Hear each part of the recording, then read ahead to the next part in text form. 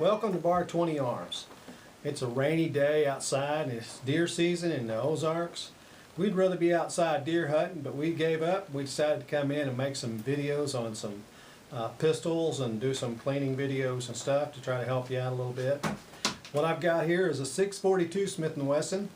I really enjoy this pistol. This is a 38 Special Plus P, and I've shot a couple hundred rounds through it and had no problems. But when I first got it, I disassembled every piece and lubricated it properly and cleaned all the burrs off of it and put it all back together. And I honed some of the pieces to make the trigger action a little smoother. Someday we'll get into the honing of the right components, because you don't want to go in there and you can make the weapon unsafe, and you don't want to do that. But today we're just going to cover a few things. If you intend to have the weapon a long time, there's a few real important things that you can do to make it last a long time. Now, a basic cleaning is easy. A basic cleaning, of course, you make sure it's unloaded. And you swing the cylinder out, and you do like at least a three check. Make sure that it's unloaded. You know, you can do it visually and actually open it up and look and make sure it's unloaded. You don't want to ever take a chance. And this pistol here has the new side lock that has the key that goes in it. You know, it's kind of controversial. You know, you should, if you have children that are curious, you know, you should lock them up in a gun vault or whatever to make sure that a child's not going to get a hold of this gun. This gun here is one of the most dangerous guns because there's no safety, and if you have 5 rounds in the cylinder, all you got to do is pull the trigger. There's no safety. So it's one of the most dangerous guns for children to get a hold of. Now, all my children are trained with it. I let them handle it. We talk about it. There's no curiosity.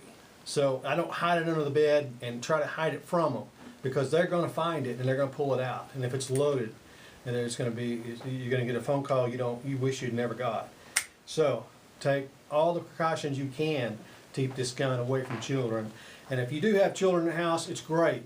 When I was a little kid, I was raised with guns. I knew that the business end here, you never pointed. It wasn't a toy. It was serious.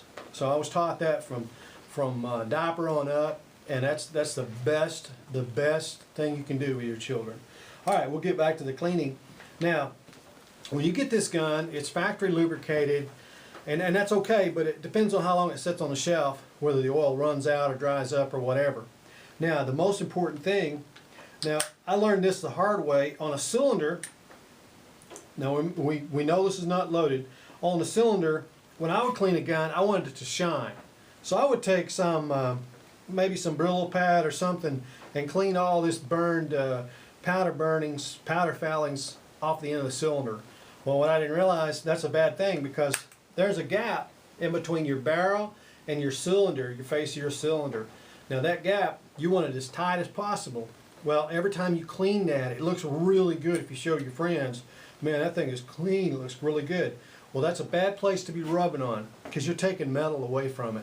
Yeah, you're going to shine it up, but you're going to have a big gap in here, and every time you fire it, you're going to lose a lot of pressure and a lot of velocity, because it's going to blow out the sides between the barrel and the cylinder is what we're talking about.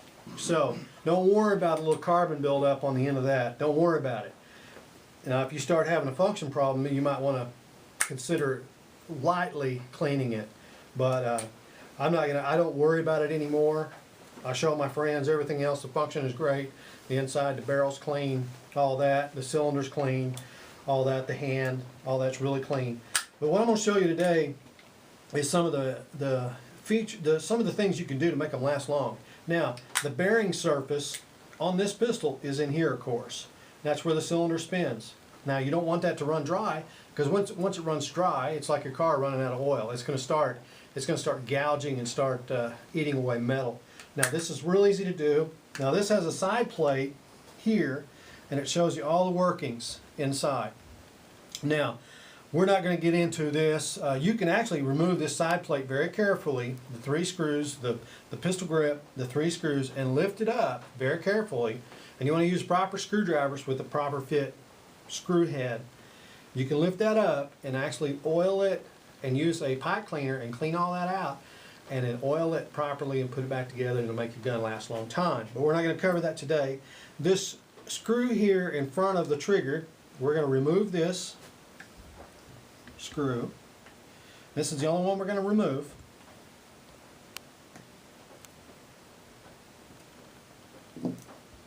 Okay, and we're going to lay it right there. Now we're going to pick it up, and we're going to gently pull the cylinder out like that.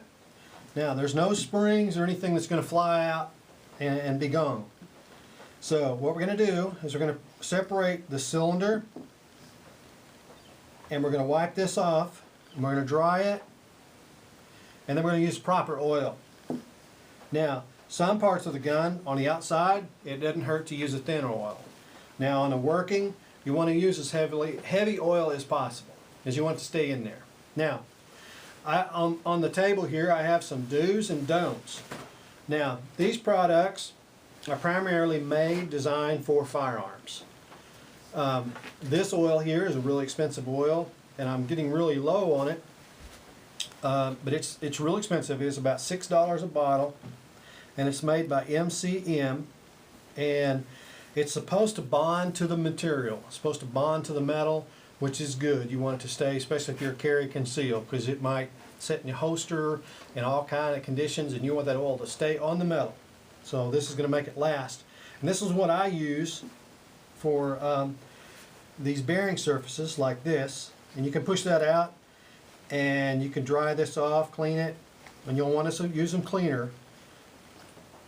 And then you want to just take just a drop of this oil and put a drop right in there and kind of let it work around. Now you don't want to use too much oil in this, so you'll want to run a patch through there and make sure you didn't get any oil in the cylinder. Now this is a really important, this is the bearing surface that I was talking about, and you just run a little bit, kind of let it work in, work around it. Rub a little on there. Now there's also another bearing surface here. This goes into the frame of the gun. And now if you keep this oiled, when you spin that cylinder, it's not riding on metal. You have a bearing surface. So we're going to run a patch through here, dry this out, any oil that may have accumulated inside the cylinder. So we're going to stick this back together. And you see how free it is. It's like ball bearings in there. And we're going to kind of wipe the oil off. We'll do that once we get it all back together too. And we put some oil on this. Now this is not real hard to get back in. There's just a little bit of a, there's one little area that it'll go in. Right there. Slides in. Now it's good to make sure everything's in tight. Click it back. And then we're going to put our screw back in. Hopefully you still have it. Use the proper screwdriver. Make sure the screwdrivers, you guide the screwdriver so you don't slip and scratch the gun. It doesn't have to be super torqued down. And then open it up and then make sure you got all your excess oil wiped off. Because if you're going to carry it, you don't want a lot of oil that's going to collect dust. Now we're going to swing this out and we're going to spin it. You see how free that is? It's like ball bearings riding in there. Now when you shoot it, it just makes it so smooth. You're not riding on metal to metal, and it'll make the gun last a long time. So every 2 or 3 months, it's a good idea to pull that apart, because that oil will it'll run out, and eventually it'll be down to metal. You don't want that. So we're going to run a patch through here. For time's sake, I'm not going to show you that, but we're going to make sure there's no oil inside, especially here on the end. That might cause excess pressure. All right, this one's ready to load and to carry conceal. Our home defense, whatever you would like to use it for. This is a 642 Smith & Wesson. And I want to talk a little bit about the do's and don'ts. Now, a lot of people, and we did it when I was a kid and we didn't know any better, we used a lot of different kind of oil when I was a kid. One of the big don'ts is motor oil. You don't want to use motor oil on a firearm. It has all kinds of chemicals in it. And who knows what all those chemicals are, it's a secret. But don't use motor oil. Now if it was a non-detergent, you know, and if you knew for sure it was a non-detergent, on an old shotgun or something, it didn't really matter, single shot or something like that, you might could use a little bit of it and get away with it, but there's detergents in there, and you know, it's just not a good idea to use motor oil. Stay away from it. Now I know WD-40, I don't really like WD-40. Now I can tell you, and here's another one, 3-in-1 oil. Don't use 3-in-1 oil, it's bad. It's good on a rusty boat, something like that.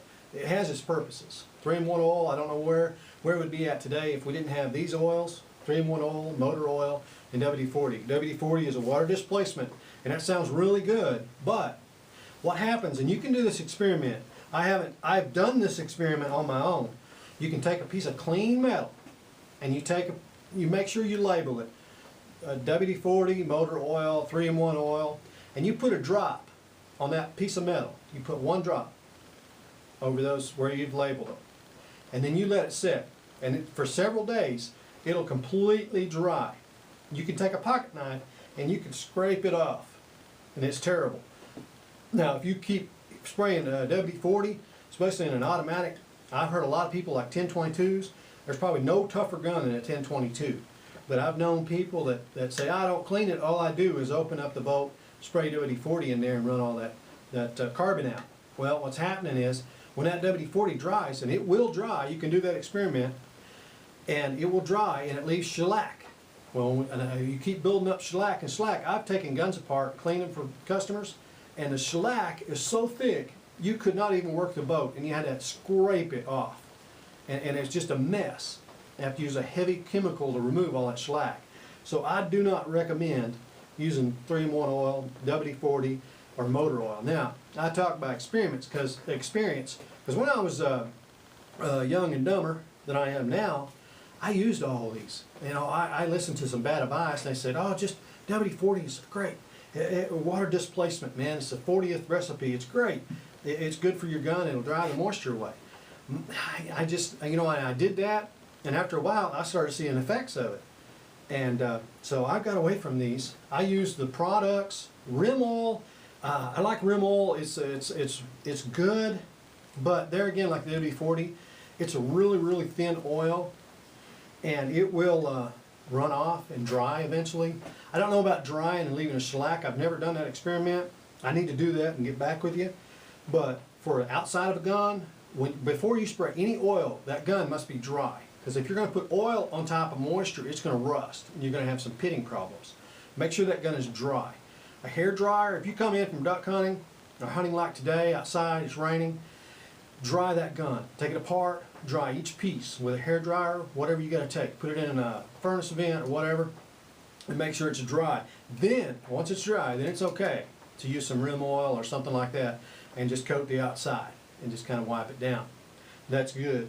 But this gun blaster, Winchester, several different brands make this, all of them the same. It's some kind of I think it's a lacquer, some kind of a lacquer thinner or something. It dries instantly, and it's going to leave a little shellac when it dries, because anytime an oil substance dries, it's going to leave something. And you know, Hoppies is one of my favorite bore cleaners, and for cleaning out those tight spots, this come on the line not too long ago, and it's great. Computer guys use it, and it's just really great. It's canned air. Of course, you get the oil, the gun oil that you prefer, and like I said, some thinner oils work fine. For friction areas, I like a heavier oil that's going to stay around for a while. All right, well, that's going to conclude our basic cleaning on the 642. And we're going to do some Glock video cleanings and some things you can do to protect them and make them last a long time. Because we like to shoot, and we want this gun to last a long time. But when we wore it out, we don't want to trade somebody that's, you know, it's going to hurt them. So, but we want it to last, and this gun will. It'll last several thousand rounds, and there's no reason why it won't. All right, well, thanks for stopping by Bar 20 Arms, and we'll see you next time.